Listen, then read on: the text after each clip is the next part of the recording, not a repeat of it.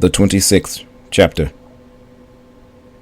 Lonely and unfulfilled with his life, the man decided to recreate his existence. From her living room, Fawn was roused out of a comfortable afternoon nap.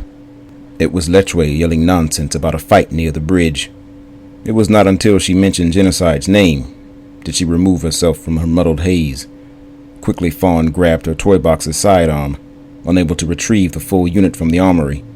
Her gray vestige clung to her back like withered featherless wings as she bolted from the living complex. She jumped over the railing, and as she fast approached the ground, the vestige snapped to her legs, absorbing the force from the fall. The ability to use a kill box was fleeting to her, as it wasted an enormous amount of energy. But the vestige still enabled her to battle without touching the ground if she chose. With maddening speed, Fawn soared to the bridge. There she found Second, trying to use his silver tongue to calm the enraged Genocide. Second's voice was low and even, but his attempts at being cool and rational seemed to be useless. Genocide snarled and grunted into her chest. Fawn could see the woman was long past communicating as a human. She had seen the same look on Deicide's face, commitment to the macabre. Genocide was about to lose control. They all did eventually. Eaters. Fawn thought of them as dogs put in charge of their own leashes. Eventually they would be discarded. Fletcher had little to tell her when Fawn approached her side. "What the hell is she going on about?" Fawn said, wrapping her fist. "She wants to ram the Yolapau," Fletcher said. "What?" Fawn said, eyes wide, mouth agape, revealing her edged teeth. Sec was the only thing stopping her, Fletcher said. They watched as Second tried to grab Genocide, only to have his neck slashed. Fawn immediately hopped over the railing onto the next floor. She drew her weapon and sighted on the back of Genocide's head. Fawn's vestige swirled around her neck and then slithered down to her forearms and turned themselves into small bladed protrusions. Her jaws were clamped together so hard that she felt her teeth would crack. The intricate protean handgun sat unwavering in her palms. "Turn around, Geno," Fawn said. Immediately Genocide's face was in her own. Then her fists as she pounded Fawn's face. Fawn swung the weapon like a club, smashing it against the woman's skull. The eater recoiled just long enough to smile, and then returned to her onslaught. Fawn was wary of firing the weapon inside the skin of the ship, as it was located with negation rounds. They had little vestige material to clog the reaction if a round came into contact with the ship. Genocide's claws found their way to her throat, and they both slammed into the wall surrounding the atrium. Fawn could feel the woman's muscles straining underneath her skin. The vestige had slipped its way beneath Genocide's grip, and Fawn took a breath before she thrust Genocide away. She brought the gun up, but Genocide slashed it from Fawn's grip. "You've let him infect you," Genocide said. "The Abyss should have eaten you, unless you're one of his children, which I doubt. More likely just one of his whores."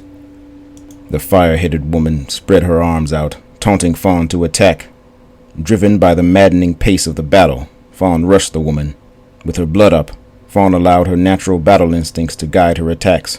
Her head slipped past blindingly fast jabs. People surrounding began to cheer as Fawn punished Genocide's skull.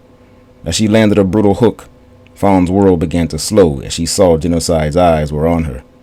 Even as she bashed the eater's face with punches, the familiar claustrophobic feeling of a kill box surrounded Fawn, and she could sense Genocide's malevolence all over her. Fawn hesitated, but then she pushed back, creating a dog box.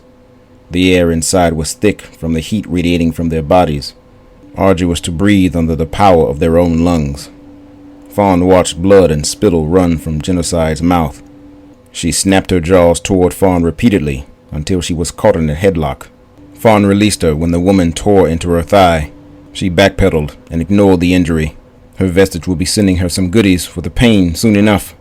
As her vestige began to slide back into her leftover umbilical plug, Fawn could feel it rippling through her arteries and veins. Her gums ached and bled as her teeth prepared for messy red work. Her fists were clamped impossibly tight as she exhaled an icy vapor from her nostrils and mouth. The two women began to circle quickly in opposite directions and then bolted toward each other. They locked arms.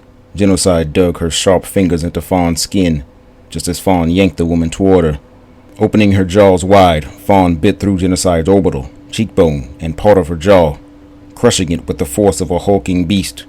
Genocide tore herself away as Fawn spit the bone and flesh and blood to the floor. Genocide's hands were on her face. Her punctured left eye had slipped out of her ruined socket, hanging from a shredded optic nerve between her fingers. Shaking with anger, Genocide looked up to Fawn with her remaining eye to find the woman amused at her suffering. "You fuck!" Genocide said. Blood spilling down her neck, the bone of the upper half of her jaw was exposed.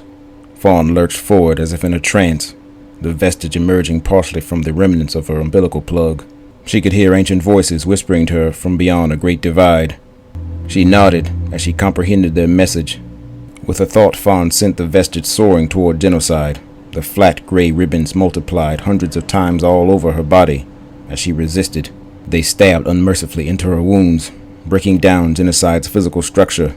The vestige began to grow, and before Genocide could be fully liquefied, she was taken into its gaping, spiny throat.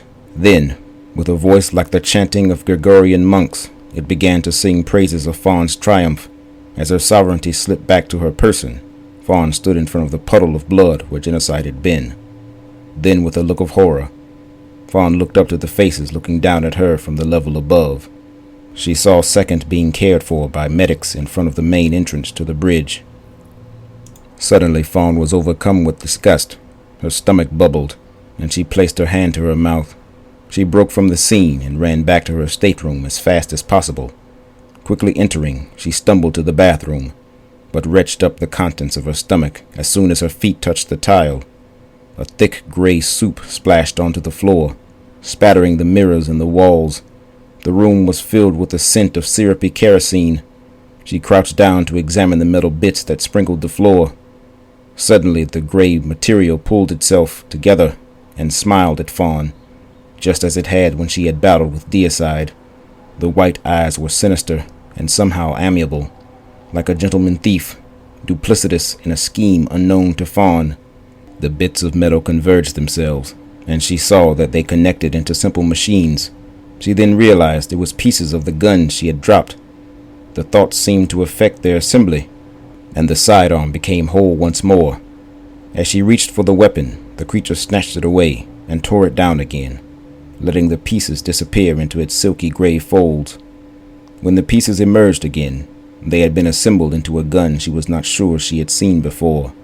Suddenly, a nostalgic feeling came over her as she recognized the subtle trademarks in the weapon. She was sure she had seen the same weapon on the cloaked figure that had visited her just days before her capture.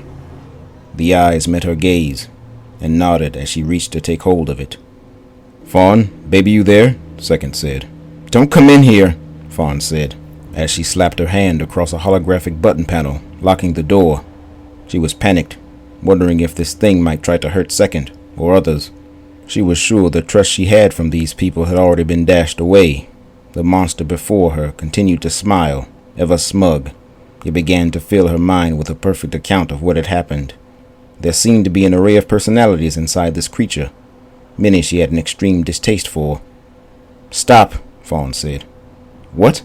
"Hey, open up," Second said, pounding on the door. "I can't. We'll talk later," Fawn said. "Come on, I just want to help," Second said. I know. I just need some time," Fawn said. "You think I've never seen this before? Is that how it's going to be? Fauna?" "Yeah," Fawn said softly. The usual daily ship announcements were muted as the collision alarm began to sound, a constant high-pitched beep. The Nazareth was about to make contact with the boundaries of this existence, the hull of the Antikythera. Fawn could feel the activity moving throughout the ship. The crew had prepared with numerous drills and pre-planned responses, but no one knew exactly what would happen if the actual event took place. Many researchers had calculated they would be stretched to infinity or smashed into a two-dimensional point. The officer of the deck cut through the alarm as he came over the 1MC. "This is not a drill, I repeat, this is not a drill. All personnel report to their general quarters stations," he said. "Fawn, open the fucking door," Second said. It was then that Fawn heard the ship collapsing.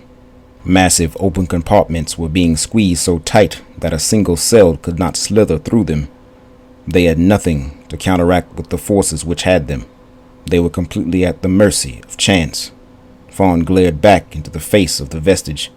It had already spoken and was waiting a reply. Fawn listened as Second pounded against the door. Her eyes flickered from the vestige, pouring into her tear ducts, leaving dingy gray water on her cheeks. The vestige offered life only to her, with no mention of how. Fawn felt helpless. How was anyone to choose between a gamble at survival or dying in the arms of the one they loved?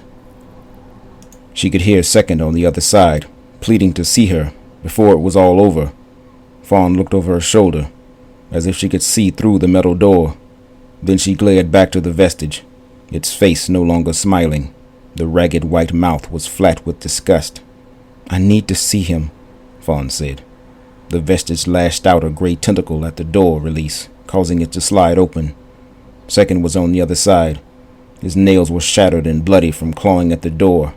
His eyes were red, and his clothes were ragged from people trying to tear him away from the area. His bandage from his injury from genocide was saturated with blood. The two embraced, squeezing each other enough to do harm. Finally, Second looked up over Fawn's shoulder and saw the vestige had stretched itself wide. In its center, there was a blurry image of another world, like a faded photograph in an oval frame. Immediately, Second pushed Fawn away from him.